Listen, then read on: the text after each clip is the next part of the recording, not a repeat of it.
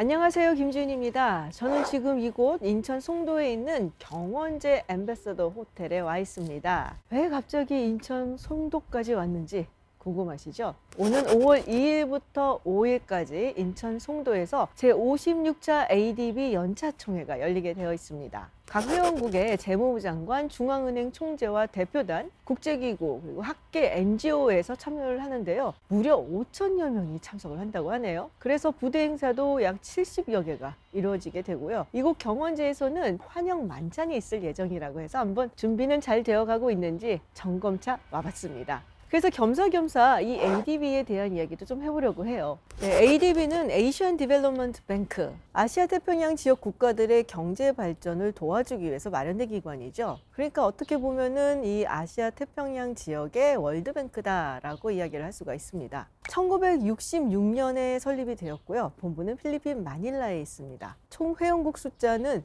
68개국이고요. 미국, 일본, 중국, 한국, 인도, 인도네시아 등등 정말 많은 국가들이 참여를 하고 있죠. 이 중에서 한국은 8위의 지분율을 가지고 있는 국가입니다. 말씀드렸다시피 아시아 지역뿐만이 아니라 아시아 지역 외에 있는 국가들도 함께 참여를 하고 있는데요. 미국이라든지 캐나다, 독일, 프랑스 같은 국가들도 이 ADB에 회원국입니다. 주로 재원을 제공해주고 그 투자를 하는 방식으로 지원을 해주는데 기술 협력이라든지 또 원조 같은 부분에서도 함께하고 있죠.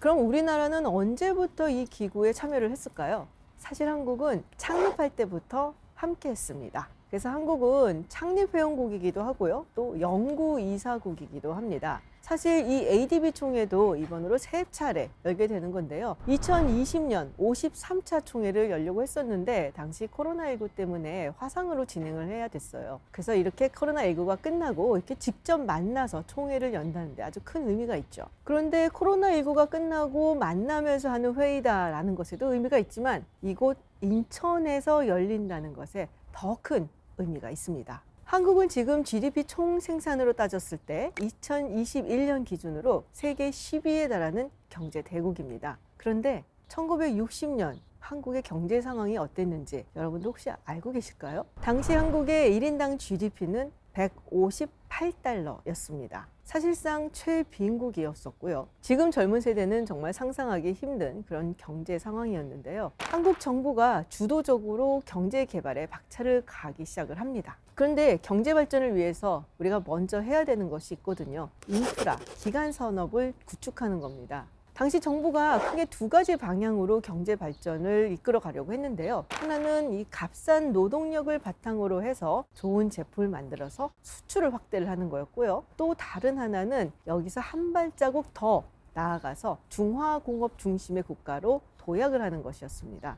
특히 수출을 하기 위해서 정말 중요한 것은 도로와 항만 건설이었죠. 그래서 1967년부터 우리나라 정부는 외국이라든지 또 국제금융기구로부터 차관을 들여와서 인프라 건설에 주력을 하려고 했어요. 그런데 아시아의 가난한 나라한테 이렇게 돈을 탁탁 내주는 국가라든지 국제기구는 많지 않았죠. 그때 결정적으로 도움을 줬던 것이 바로 ADB입니다.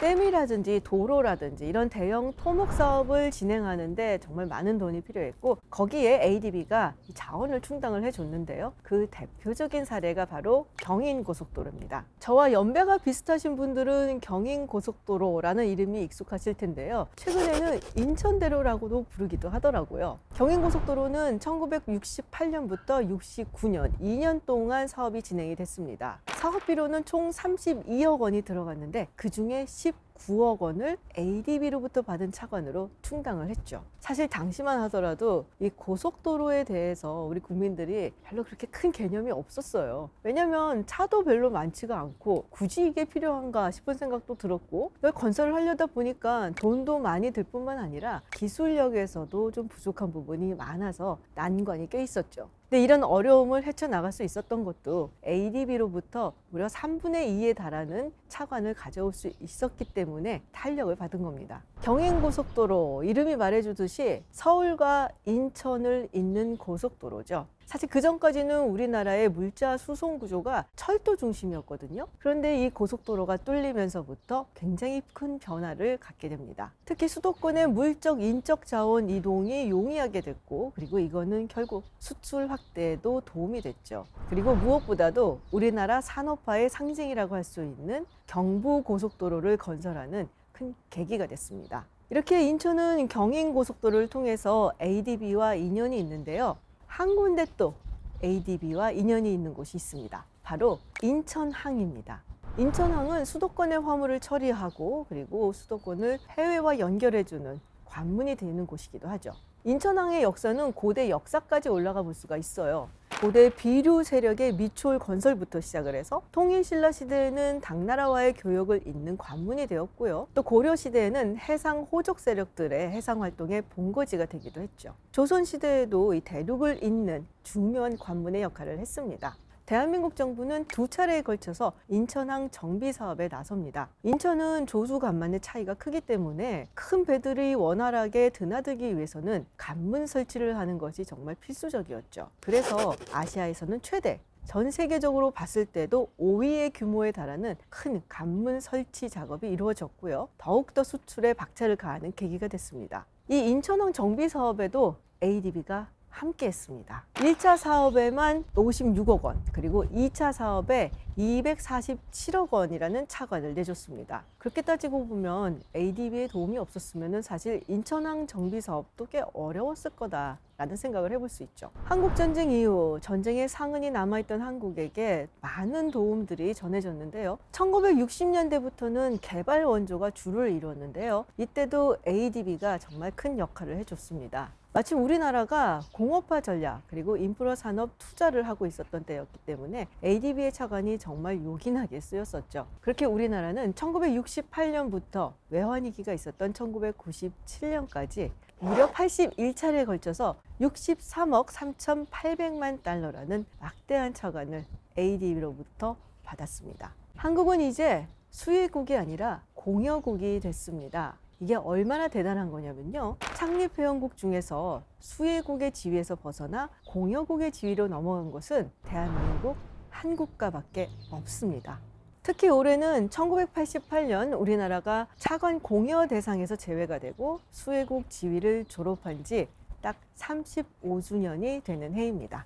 ADB가 개발도상국들의 경제 발전을 위해서 차관을 제공하고 도움을 주는 것을 우리나라 사례로 소개를 좀 해드렸는데요. 최근에 ADB의 발전 방향을 보면은 이것을 훨씬 더 뛰어넘고 다양화되었다라는 것을 볼 수가 있어요. ADB의 7가지 중점 사업 방향을 좀 소개해드리면요. 이제는 단순히 경제 개발을 위해서 차관을 공여해주는 기관을 넘어섰다라는 것을 아실 수가 있을 거예요. 빈곤 퇴치와 불평등 완화, 성평등 확대, 기후변화 대응, 도시 주거 개선, 지방 개발과 식량 안보, 거버넌스 및 제도적 역량 강화, 그리고 지역 협력. 이렇게 한 국가의 경제 발전을 넘어서서 아시아 태평양 지역의 전반적인 발전 그리고 전 지구적인 이슈를 함께 해결해 나가자라고 방향을 잡고 있죠. 최근에는 ADB 벤처펀드를 통해서 새롭게 뜨고 있는 신사업에 투자를 하고 있습니다. 핀테크라든지 청정기술, 또 농업이나 보건에 많은 투자를 하고 있고요. 약 6천만 달러의 기금을 조성해서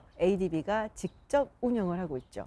자, 이렇게 보니까 이번에 송도에서 열리는 ADB 총회가 정말 큰 의미를 갖는다라는 걸 알 수가 있죠. 특히 이번에는 우리나라가 의장국이고요. 또 우리나라의 경제부총리가 의장이 돼서 중요한 회의들을 주재를 하게 됩니다. 여기서 우리가 리더십을 발휘할 수 있는 기회라고 볼 수가 있어요. 이번 총회의 주제는 Rebounding Asia, Recover, Reconnect and Reform입니다. 관련된 많은 세미나도 개최될 예정인데요. 특히 2019년 노벨 경제학상을 수상한 마이클 크레이머 교수를 비롯해서 국내외 석학들이 참여할 예정입니다. 한국 기업 홍보 행사도 개최할 예정이고요. 이를 통해서 ADB와 해외 기관들이 연결해서 협력할 수 있는 기회도 마련하려고 하고요.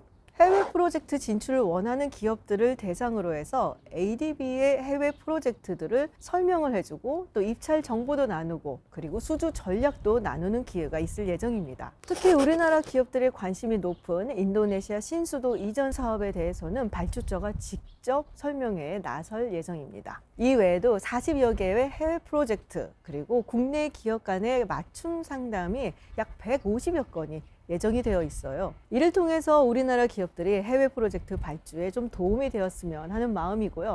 특히 이번에는 스마트시티, 도로, 철도, 공항과 같은 건설 사업이라든지 그리고 그린 에너지 사업과 관련된 발주처가 많을 것으로 예상이 됩니다. 미국 상무부에서도 사절단을 파견할 예정이라고 하는데요. 우리 기업들에게 많은 도움이 되었으면 하는 마음입니다. 그리고 무엇보다도 프로젝트를 진행하는 데 가장 중요한 이 금융과 관련된 상담 부스도 마련이 될 예정이라고 하네요. 4차 산업혁명을 맞이해서 스마트시티 건설, 디지털 전환, 녹색 산업 등에서 두각을 나타내고 있는 한국 기업들의 성공 사례를 소개하는 자리도 마련될 예정이니까 많은 관심 보여주시고요. 또 이 트렌드에 맞춰서 이번 총회에서는 일회용품 사용을 자제하고 또 전기차 사용을 할 예정이라고 합니다. 또 이런 총회에서 빼놓을 수 없는 게 있죠. 흥미로운 파티도 준비가 되어 있는데요. 재미있는 전시 체험이라든지 그리고 K-팝 콘서트도 마련되어 있다고 하네요. 이렇게 큰 행사가 이곳 송도에서 열립니다. 기적과 같은 경제 발전과 민주주의를 이끌어내고 이제는 미래 산업을 이끌어가고 있는 한국에서 열리는 총회이기 때문에 굉장한 의미가 있고요. 그리고 수혜국에서 공여국으로 전환되는 그 첫 발자국을 띄게 해줬었던 인천에서 열리기 때문에 더욱더 큰 의미가 있는 것 같습니다. 이렇게 뜻깊은 인천에서 열리는 제56차 ADB 총회. 이 총회에 오신 모든 분들을 환영합니다.